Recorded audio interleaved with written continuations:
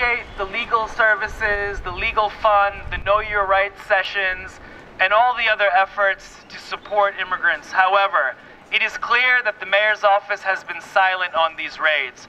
When we asked the mayor's staff to respond to our ask, which is to call for the release of all DC residents taken by ICE, they flat out refused. They said, we don't know the backgrounds of these people. They said, we don't know if they were criminals. We don't know if they were murderers.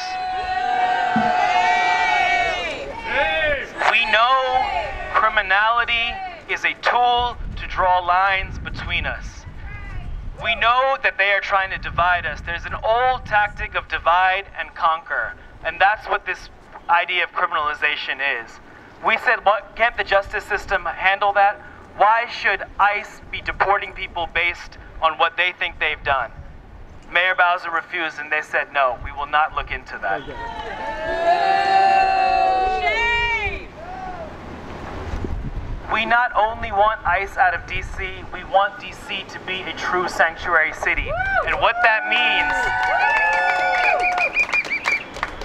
is that there cannot be cooperation between DC officials, DC police, and ICE. When we raise this issue for a formal investigation into concerning credible reports that DC police colluded with ICE, the mayor's office said, we had looked into it and there's nothing to look at. The chief of police said there was no collusion. We will hear a different side today. We will hear testimonies from family members and neighbors of those peoples impacted about how cooperation between DC police and ICE is breaking the fabric of our community, is devastating our communities, is separating families right here in Washington, DC. As we've heard, the raids that took place last month have left a lot of fear in the city. While many have known about ICE's long and well-documented track record of abuse, now we've seen it up close. And with reports of DC police collaborating with ICE in multiple raids last month and serious concerns over racial profiling by ICE, we find ourselves at an important moment right now in our city. We have to critically examine what it means for DC to be a sanctuary city and demand that our elected officials follow their words with actions and sever all ties with ICE.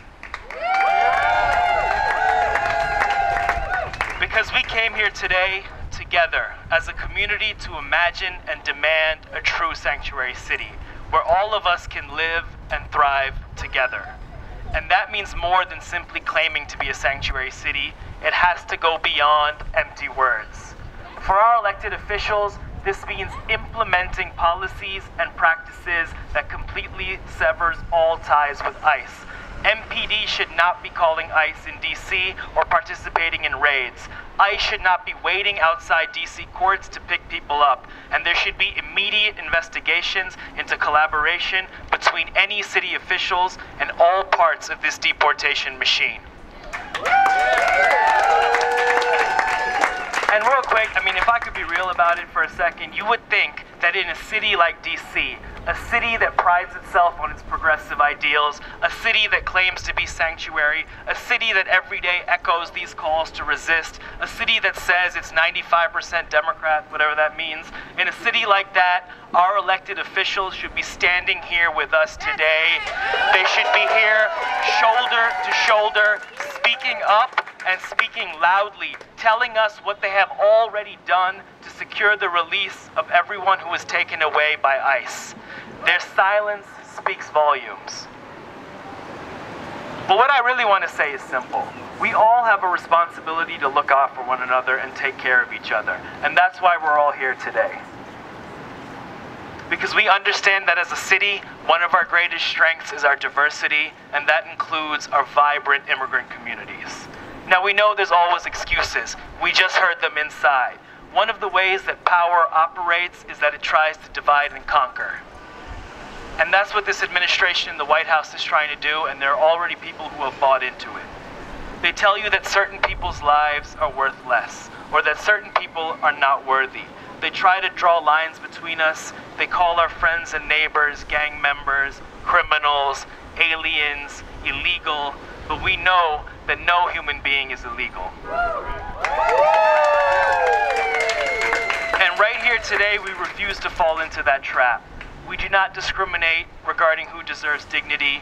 We reject the narrative, as someone said earlier, between the good immigrant and the bad immigrant. We understand how using the label of criminality is a way to keep us from doing what we are doing right here today. So let's connect the dots.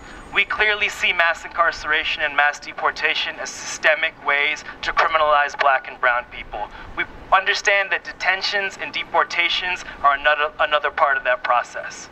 We know that there are institutions profiting off the separation of families and the devastation of communities.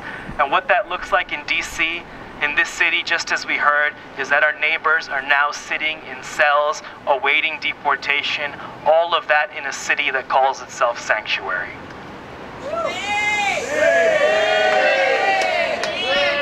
And we know, as we've heard, this is not just a DC problem. It's happening in Virginia. It's happening in Maryland. Last month, we saw 53-year-old immigrant Marta Rodriguez, who had been living in Maryland for over a decade, senselessly deported. We know the story of Prince Bahutu, who was detained at his ICE check-in and then taken, shackled in a van, driven to JFK Airport in New York City, beaten with batons, and tried to be forced on a flight to get him out of this country. ICE claims they took away people with DC families, who work in DC businesses, who worship in DC congregations, who pay DC taxes and eat in DC restaurants. You tell me who is the real threat to our city then. It is the inherently violent institution ripping apart the fabric of our societies. So one more time, we have a responsibility to look out for one another and take care of each other, whether that's in the face of ICE raids or when Nazis try and march in our city. We need to continue to connect these dots of white supremacy, mass incarceration, and mass deportation. Thank you.